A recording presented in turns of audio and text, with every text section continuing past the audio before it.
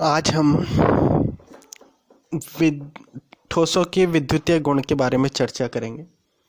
तो ठोसों के विद्युतीय गुण के आधार पर ठोसों को 3 भागों में बांटा जा सकता है। देखिए, ठोसों के विद्युतीय गुण के आधार पर ठोसों को 3 भागों में बांटा जा सकता है। पहला है चालक, दूसरा कुचालक या विद्युतरोधी और तीसरा है अर्धचालक। चालक यानी कंडक्टर, कुचालक यानी कि इंसुलेटर, अर्धचालक यानी कि सेमीकंडक्टर। चालक ऐसे ठोस होते हैं जिनकी चालकता 10⁴ ओम इनवर्स सेंटीमीटर इनवर्स से 10⁻10 ओम इनवर्स सेंटीमीटर इनवर्स के मध्य होती है। ऐसे पदार्थों को हम कहते हैं चालक, जैसे चांदी, एल्यूमिनियम, कॉपर आदि। या फिर सिंपल शब्दों में हम कह सकते हैं ऐसे पदार्थ जिनमें आसानी से विद्युत धारा प्रवाहित हो जाती है, वो चालक कहलाते हैं। कुचालक ऐसे ठोस होते हैं जिनकी चालकता 10⁻−10 से 10⁻−20 ओम इनवर्स सेंटीमीटर इनवर्स के मध्य होती है। कुचालक या विद्युतरोधी कहलाते हैं, जैसे लकड़ी हो गया, रबर हो गया, यानी कि जिनमें से विद्युत धारा प्रवाहित नहीं हो पाती, कुचालक कहलाते। अब आता है अर्धचालक। अर्धचालक ऐसे पदार्थ होते हैं जिनकी चालकता चालक और कुचालक के बीच में होती है। तो ऐसे ठोस जिनकी चालकता 10⁻−6 से 10⁻, ऐसे ठोस जिनकी चालकता 10⁻−6 से 10⁻4 ओम इनवर्स सेंटीमीटर इनवर्स के मध्य होती है, अर्धचालक कहलाते हैं, जैसे सिलिकॉन और जर्मेनियम। इनकी चालकता चालक से की तुलना में तो कम होती है, लेकिन कुचालक की तुलना में अधिक होती है, यानी इनकी चालकता चालक और कुचालक के मध्य होती है। अर्धचालकों की चालकता ताप बढ़ाने पर बढ़ जाती है। अब हम इसे बैंड सिद्धांत के आधार पर समझा सकते हैं। बैंड सिद्धांत के आधार पर चालक, कुचालक तथा अर्धचालक को निम्न प्रकार से समझाया जा सकता है। बैंड सिद्धांत के आधार पर 2 प्रकार के बैंड होते हैं। एक होते हैं सहसंयोजक बैंड। सहसंयोजक बैंड या तो आंशिक रूप से भरे होते हैं या फिर पूर्ण रूप से भरे होते हैं, इनको भरित बैंड भी कहते हैं। और दूसरे होते हैं चालन बैंड। चालन बैंड जो होते हैं वो रिक्त होते हैं, रिक्त बैंड भी कहते हैं इनको। यहाँ देखिए, जब सहसंयोजन बैंड और चालन बैंड एक दूसरे को अध्यारोपित करते हैं तो इलेक्ट्रॉन आसानी से चालन बैंड में चले जाते हैं। तो ऐसे ठोसों को हम कहते हैं चालक। क्या कहा, जब सहसंयोजक बैंड और चालन बैंड एक दूसरे को क्या करते हैं, अध्यारोपित, एक के ऊपर एक आ जाते हैं, तो इलेक्ट्रॉन आसानी से सहसंयोजक बैंड से चालन बैंड में चले जाते हैं। तो ऐसे ठोसों को हम क्या कहते हैं, चालक कहते हैं। यहाँ देखिए, ये देखिए, ये हमारा है सहसंयोजक बैंड, ये भरित बैंड भी कहते हैं इसको। दूसरा है हमारा रिक्त बैंड या चालन बैंड। ये देखिए, ये दोनों एक दूसरे को अध्यारोपित कर रहे हैं। यहाँ पे हम देख सकते हैं ये एक दूसरे को क्या कर रहे हैं, अध्यारोपित कर रहे हैं, एक के ऊपर एक आगे ओवरलैपिंग कर रहे हैं, अध्यारोपित। तो ये हमारा नीचे क्या हो गया, एक बार फिर से देख लेते हैं। ये हमारा हो गया चालक बैंड, ये हो गया हमारा सहसंयोजक बैंड, ये सहसंयोजक बैंड है। ये हमारा रिक्त बैंड या चालन बैंड है, ये हो गया चालन बैंड। और ये दोनों एक दूसरे को क्या कर रहे हैं, अध्यारोपित कर रहे हैं, और इलेक्ट्रॉन आसानी से इसमें जा सकते हैं। देखिए, तो इलेक्ट्रॉन क्या होगा, आसानी से, देखिए, इलेक्ट्रॉन सहसंयोजक बैंड से कहाँ चले जाएंगे, चालन बैंड में चले जाएंगे। ये सहसंयोजन बैंड है और यह है चालन बैंड। तो आसानी से इलेक्ट्रॉन सहसंयोजक बैंड से कहाँ चले जाते हैं, चालक बैंड में। क्यों? क्योंकि ये दोनों एक दूसरे को क्या करते हैं, ओवरलैपिंग करते, अध्यारोपित करते।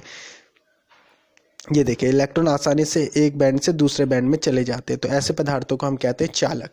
अगला देखिए, कुचालक या विद्युतरोधी। जब सहसंयोजक बैंड चालन बैंड के मध्य ऊर्जा अंतराल अत्यधिक होता है, जब सहसंयोजक बैंड और चालन बैंड के मध्य ऊर्जा अंतराल क्या होता है, बहुत अधिक होता है, तो इलेक्ट्रॉन सहसंयोजक बैंड से चालन बैंड में नहीं जा पाते, तो इनको हम कहते हैं कुचालक। यहाँ देखो, ये हो गया सहसंयोजक बैंड और ये हो गया हमारा चालन बैंड।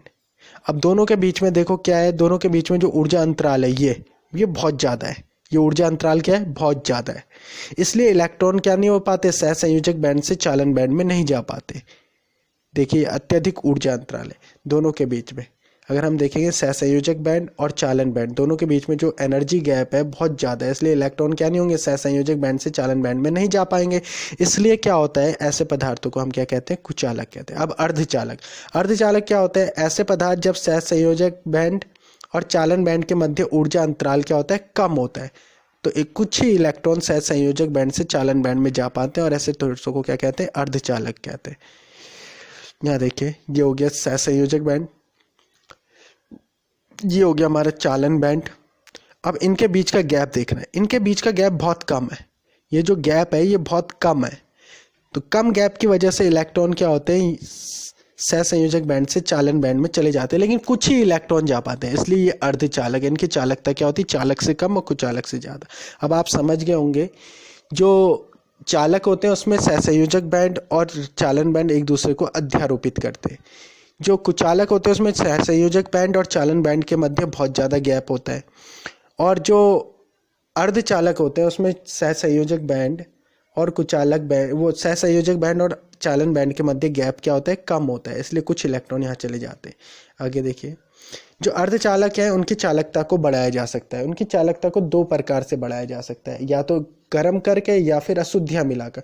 गर्म करने पर क्या होता है, कुछ इलेक्ट्रॉन मुक्त हो जाते हैं, आबंधों के टूटने से चालकता बढ़ जाती है, इनको कहते हैं इंट्रिंसिक सेमीकंडक्टर। अब जो अशुद्धियाँ मिलाने में बनते हैं उनको कहते हैं एक्सट्रिंसिक सेमीकंडक्टर या नेज अर्धचालक। तो हम नेज अर्धचालक पढ़ रहे हैं, ये दो प्रकार के होते हैं।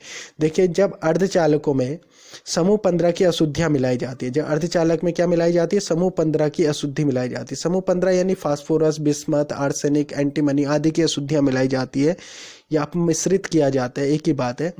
तो इस प्रकार के अर्धचालक को एन प्रकार का अर्धचालक कहते हैं। आगे समय में जब अर्धचालक में समूह 15 की अशुद्धियाँ मिलाई जाती है तो इस प्रकार बने अर्धचालक को एन प्रकार का अर्धचालक कहते हैं। यहाँ देखिए, जर्मेनियम है, जर्मेनियम अर्धचालक है, इसमें 4 इलेक्ट्रॉन होते हैं। तो ये 4 इलेक्ट्रॉन आपस में सहयोग करके क्या बना लेते हैं, 4 आबंध बना लेते हैं अपने आसपास। अगर यहाँ पे एक जर्मेनियम की जगह कोई अशुद्धि आ जाए, देखिए हमने फास्फोरस की अशुद्धि पर रख दी। फास्फोरस कौन से समूह से बिलोंग करता है, 15वें समूह से। तो 15वें समूह में 5 इलेक्ट्रॉन होंगे भाई तुमको उसमें, तो 1 इलेक्ट्रॉन ये रहा, 1 इलेक्ट्रॉन ये रहा, 1 ये रहा, 1 ये रहा, 4 तो ये सहसंयोजी आबंध में आ गए, और 1 इलेक्ट्रॉन ये मुक्त हो गया। यहाँ पे क्या हो गया, 1 इलेक्ट्रॉन मुक्त हो गया। तो ऐसी जब हम इसमें 15 समूह की अशुद्धियाँ मिलाते हैं अर्धचालकों में, तो बहुत सारे मुक्त इलेक्ट्रॉन आ जाते हैं, जिनके कारण ये विद्युत का चालन करते हैं। ऐसे अर्धचालकों को हम कहते हैं एन प्रकार के अर्धचालक। तो एन प्रकार के अर्धचालकों में जो विद्युत का चालन होता है वो मुक्त इलेक्ट्रॉनों के द्वारा होता है। अब हम देखेंगे पी प्रकार के अर्धचालक। पी प्रकार के अर्धचालक क्या होते हैं, जब अर्धचालकों में क्या होता है, 13 समूह की अशुद्धियाँ। देखिए, एन प्रकार के अर्धचालक में क्या हो रही थी, 15 समूह की अशुद्धि मिलाई थी। तो जो पी प्रकार के अर्धचालक होते हैं उसमें 13 समूह की अशुद्धि मिलाते हैं, बोरोन, एल्यूमिनियम आदि। तो इस प्रकार के अर्धचालकों को हम कहते हैं पी प्रकार के अर्धचालक। जब अर्धचालक में 15 समूह की अशुद्धि मिलाते हैं तब तो उसे कहते हैं एन प्रकार अर्धचालक, और जब अर्धचालकों में 13वें समूह की अशुद्धियाँ मिलाते हैं तो उनको हम क्या कहते हैं, पी प्रकार अर्धचालक। तो देखिए, जर्मेनियम में 4 आबंध बना रखे हैं, 4 इलेक्ट्रॉन का साझा कर रखा है। अब जर्मेनियम की जगह एक 13वें समूह की अशुद्धि आ जाएगी। देखिए, यहाँ पे बोरोन की अशुद्धि आ गई। तो बोरोन में भाइतम कोष में 3 इलेक्ट्रॉन होते हैं, एक यहाँ शेयर हो गया, एक ये, एक ये, और यहाँ पे क्या बन गया, एक होल बन गया, कोटर जिसे हम कहते हैं, छिद्र जिसे कहते हैं। ये धनात्मक होल या धनात्मक कोटर बन गया। इसी के कारण जो पी प्रकार के अर्धचालक होते हैं विद्युत का चालन करते हैं। तो पी प्रकार के अर्धचालकों में विद्युत का चालन धनात्मक कोटर के द्वारा होता है। अब अर्धचालकों के अनुप्रयोग। अर्धचालकों का अनुप्रयोग क्या होता है, अर्धचालकों का अनुप्रयोग हम करते हैं दिष्ट कार्य के रूप में। दिष्ट कार्य क्या होता है, जो एसी करंट को डीसी करंट में बदलता है।